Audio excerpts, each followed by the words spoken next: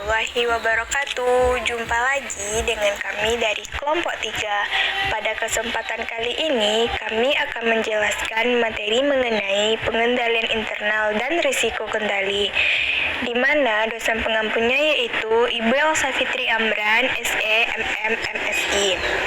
Perkenalkan, kami dari kelompok 3 terdiri dari yang pertama Arif Mukhtar Susanto dengan NIM 1830403009, yang kedua Ega Indini Nurinda dengan NIM 1830403027, dan yang ketiga Ica Puspita dengan NIM 1830403044.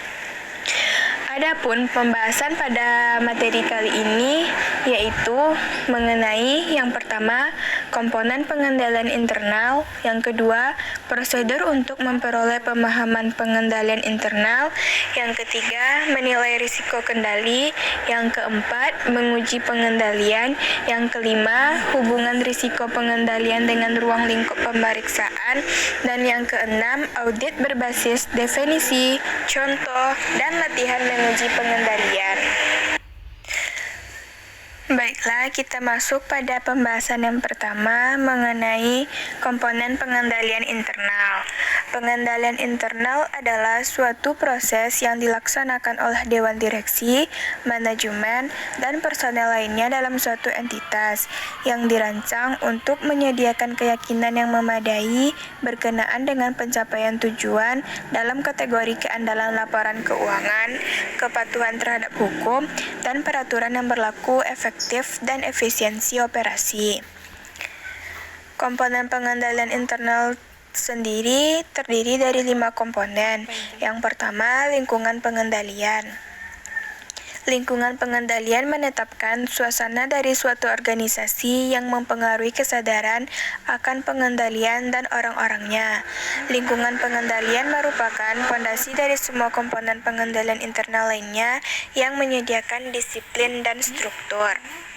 Sejumlah faktor membentuk lingkungan pengendalian dalam suatu entitas, diantaranya adalah yang A. Integrasi dan nilai etika, B. Komitmen terhadap kompetensi, C. Dewan Direksi dan Komite Audit, D. Filosofi dan gaya operasi manajemen, E. Struktur organisasi, F. Penetapan wewenang dan tanggung jawab, G. Kebijakan dan praktik sumber daya manusia. Komponen yang kedua yaitu penilaian risiko.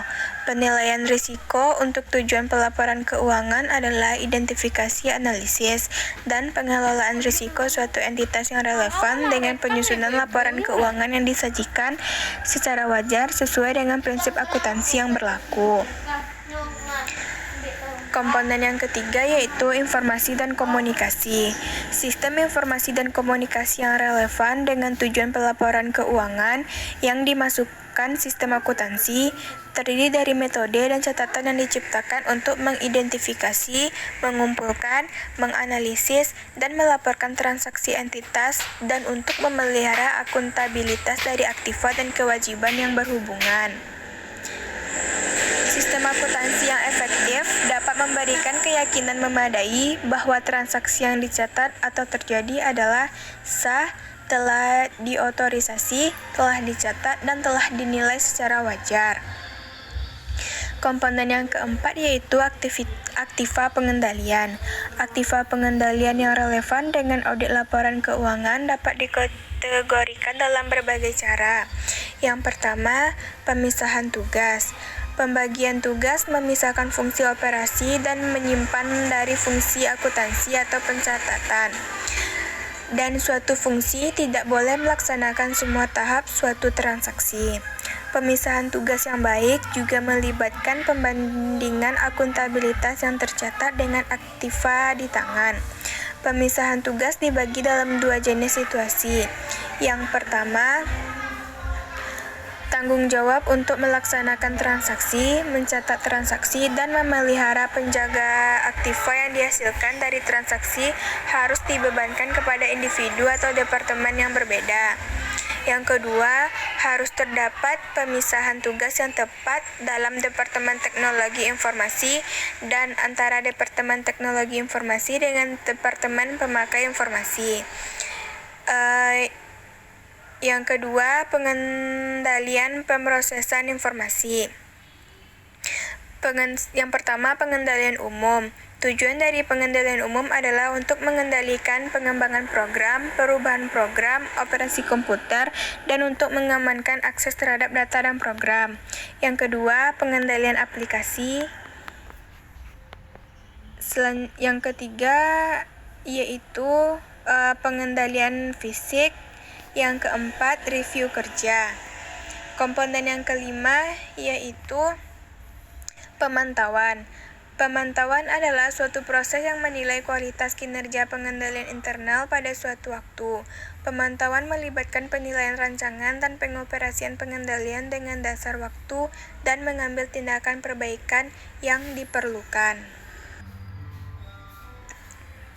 Pembahasan selanjutnya yaitu prosedur untuk memperoleh pemahaman pengendalian internal. Auditor menggunakan prosedur untuk memperoleh pemahaman yang meliputi pengumpulan bukti tentang rancangan pengendalian internal dan apakah pengendalian itu sudah diimplementasikan, lalu menggunakan informasi itu sebagai dasar audit terpadu. Auditor biasanya menggunakan dokumentasi tanya jawab dengan personel entitas, mengamati karyawan yang melakukan proses pengendalian, dan melakukan kembali dengan menelusuri satu atau beberapa transaksi melalui sistem akuntansi dari awal sampai akhir untuk memahami perencanaan dan implementasi pengendalian. Auditor biasanya menggunakan naratif, bagan arus, dan kuesioner pengendalian internal untuk memperoleh dan mendokumentasikan pemahamannya atas perencanaan pengendalian internal. Saya akan melanjutkan materi tentang pengendalian internal dan risiko kendali yang bagian C, yaitunya menilai risiko pengendalian.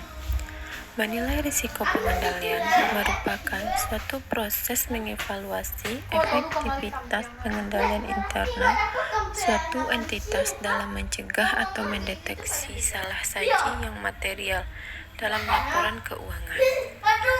Adapun langkah-langkah dalam proses penilaian. 1. Mempertimbangkan pengetahuan yang diperoleh dari prosedur untuk memperoleh suatu pemahaman. 2. Mengidentifikasi salah saji potensial. 3. Mengidentifikasi pengendalian yang diperlukan. 4. Melaksanakan pengujian pengendalian. 5. Mengevaluasi bukti dan membuat penilaian. Adapun strategi untuk melaksanakan pengujian pengendalian. 1. Menilai risiko pengendalian berdasarkan pengendalian pemakaian. 2. Merencanakan suatu penilaian yang rendah berdasarkan pengendalian aplikasi. 3. Merencanakan suatu penilaian risiko pengendalian yang tinggi berdasarkan pada pengendalian umum dan tidak lanjut manual. Materi yang D. Menguji pengendalian. Menguji pengendalian merupakan prosedur pengauditan yang dilakukan untuk menetapkan efektivitas perancangan dan atau mengoperasikan kebijakan dan prosedur struktur pengendalian. Merancang pengujian pengendalian ada 7. Yang pertama, jenis bukti. Yang kedua, sumber bukti. Yang ketiga, ketepatan waktu bukti. Yang keempat, keberadaan bukti lain. Yang kelima, keputusan pemulihan staf. Yang keenam, program audit untuk pengujian pengendalian. Yang ketujuh, menggunakan auditor internal dalam pengujian pengendalian. Program audit untuk pengujian pengendalian berisi daftar prosedur yang digunakan dalam melaksanakan pengujian tentang asersi-asersi dan menyediakan kolom untuk menunjukkan A. Referensi silang ke KK yang berisi dokumentasi hasil pengujian. B. Personil yang bertanggung jawab melakukan pengujian. C. Tanggal pengujian diselesaikan. Adapun cara melaksanakan pengujian pengendalian. 1. Pengujian yang dideskripsikan termaksud teknik audit dengan bantuan komputer, bukti pendokumentasian inspeksi, pertanyaan terhadap personel, dan mengamati personel klien dalam melaksanakan pengendalian. Hasil dari setiap pengujian pengendalian seharusnya menyediakan bukti mengenai efektivitas dari rancangan dan operasi dari pengendalian yang diperlukan. Mengkoordinasi audit dengan auditor internal dengan cara 1. Pertemuan rutin dengan auditor internal. 2. Mereview jadwal kegiatan aktivitas auditor internal. 3. Dapat akses ke KK yang dibuat auditor internal. 4. Review laporan auditor internal. Adapun pertimbangan-pertimbangan lain dalam penetapan risiko pengendalian. A. Penetapan risiko pengendalian untuk asersi-asersi saldo rekening yang hanya dipengaruhi oleh satu kelompok transaksi ditentukan langsung oleh tingkat risiko asersi yang sama dari kelompok transaksi yang mempengaruhinya. B. Penetapan risiko pengendalian untuk asersi-asersi saldo rekening yang dipengaruhi oleh berbagai kelompok transaksi. Penetapan risiko pengendalian untuk asersi-asersi saldo rekening tersebut harus mempertimbangkan risiko pengendalian yang relevan dari setiap kelompok transaksi yang secara signifikan mempengaruhi saldo. C. Suatu rekening yang saldonya dipengaruhi oleh lebih dari satu kelompok transaksi. Penetapan risiko pengendalian untuk suatu asersi saldo rekening tersebut didasarkan pada penetapan risiko pengendalian untuk asersi yang sama yang berkaitan dengan masing-masing kelompok transaksi yang mempengaruhi saldo rekening dengan satu perkecualian. Perkecualian tersebut adalah penetapan risiko pengendalian untuk asersi-asersi keberadaan, keterjadian, dan kelengkapan untuk suatu kelompok transaksi yang menyebabkan berkurangnya saldo rekening. Materi selanjutnya yaitu yang E, hubungan risiko pengendalian dengan ruang lingkup pemeriksaan. Struktur pengendalian internal adalah kebijakan dan prosedur yang ditetapkan untuk memperoleh keyakinan yang memadai bahwa tujuan suatu usaha yang spesifik akan dapat dicapai. Jika struktur pengendalian internal suatu usaha lemah, maka kemungkinan akan terjadinya kesalahan, ketidakakuratan, ataupun kecurangan dalam perusahaan sangat besar. Bagi akuntan publik, hal tersebut dapat menimbulkan masalah besar dalam hal ini risiko untuk memberikan opini yang tidak sesuai dengan kenyataannya. Untuk mencegah kemungkinan tersebut, dapat disimpulkan bahwa jika pengendalian internal itu tidak berjalan efektif, maka auditor itu harus memperluas skop pemeriksaannya pada waktu melakukan substantif test. Sebaliknya, jika auditor menyimpulkan bahwa pengendalian internal itu berjalan efektif, maka skop pemeriksaan pada waktu melakukan substantif test itu bisa dipersempit. Materi selanjutnya yaitu yang F, audit berbasis risiko. Yang pertama, definisinya. Audit berbasis risiko ini merupakan salah satu cara untuk memberikan jaminan kualitas kepada semua pihak, mulai dari pihak internal perusahaan seperti pihak pemerintah atau pihak yang memegang otoritas, serta konsumen dan pihak eksternal. Penilaian audit itu sendiri dilakukan dengan menggunakan beberapa kriteria baku untuk memastikan bahwa semua aspek yang dinilai telah sesuai dengan standar yang ada. Yang kedua, contoh atau ilustrasi dari audit berbasis risiko. Yang pertama, instansi Direktorat Bina Sosial pada Departemen ABC. Yang kedua, tujuan yaitu pelaksanaan program penyaluran dana bergulir kepada UKM dalam rangka untuk membantu modal kerja, memberdayakan dan memberikan nilai tambah peran usaha kecil menengah untuk mendorong peningkatan pendapatan masyarakat. Risiko yang ketiga, risiko yang dikemukakan dan dianggap penting oleh manajemen pada aktivitas ini yaitu yang pertama, belum ada strategi penyaluran bantuan kepada UKM. Yang kedua, pedoman teknis yang ada belum dapat digunakan sebagai acuan oleh pelaksana di lapangan tentang mekanisme penyaluran dan pola bergilir kepada UKM yang lain. Yang ketiga, adanya kelompok UKM yang ingin menguasai penyaluran karena mereka telah ditunjuk sebagai wakil kelompok UKM. Mahalnya biaya penyaluran melalui mitra lembaga keuangan ini yang dalam penganggaran biaya tersebut belum ditetapkan. Yang keempat, staf dan tenaga teknis yang ditugaskan meskipun telah mendapatkan pelatihan namun belum berpengalaman dalam pengelolaan dana bergulir. Cara penyelesaiannya itu ada dua langkah. Langkah pertama yaitu menyusun program audit internal.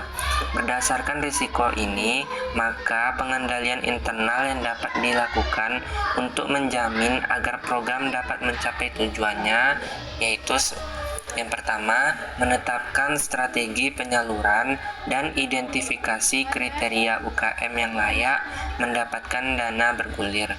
Yang kedua, menyempurnakan pedoman teknis yang ada dengan pengaturan besarnya dana yang dapat diterima oleh UKM dan persyaratan dapat digulirkan kepada UKM yang belum diperoleh kesempatannya. Yang ketiga, penegasan adanya aturan bahwa hanya kelompok UKM yang memenuhi syarat yang mendapatkan bantuan dan tidak disalurkan kepada wakil kelompok. Yang keempat, mengupayakan negosiasi melalui program pendampingan untuk menekankan biaya dan usulan dana tambahan biaya pengelolaan yang belum tersedia. Yang kelima, penetapan program transfer keahlian melalui program pendampingan dengan pihak mitra lembaga keuangan untuk proses penyaluran dana kepada UKM. Langkah kedua bisa digunakan sebagai pengendalian internal seperti gambar yang telah kami tampilkan pada hari ini.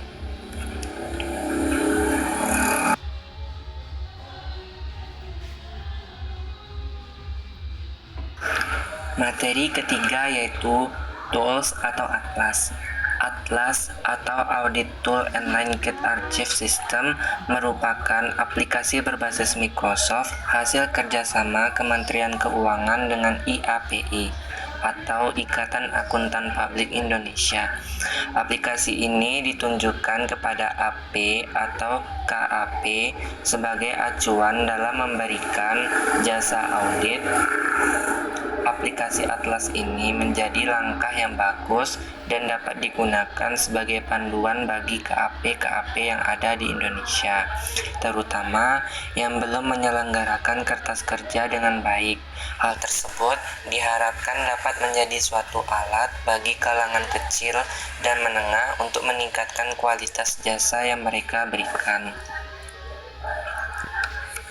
Tools ini dapat digunakan untuk mempermudah proses pengawasan bagi regulator. Yang keempat, latihan menguji pengendalian. Pengujian pengendalian atau test of control ini merupakan prosedur audit yang dirancang untuk memverifikasi efektivitas pengendalian intern klien.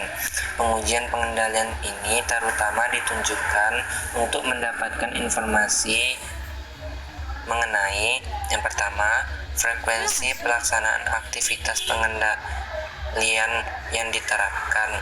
Yang kedua, mutu pelaksanaan aktivitas pengendalian tersebut. Yang ketiga, karyawan yang melaksanakan aktivitas pengendalian tersebut. Sekian dari hasil diskusi kami. Assalamualaikum warahmatullahi wabarakatuh.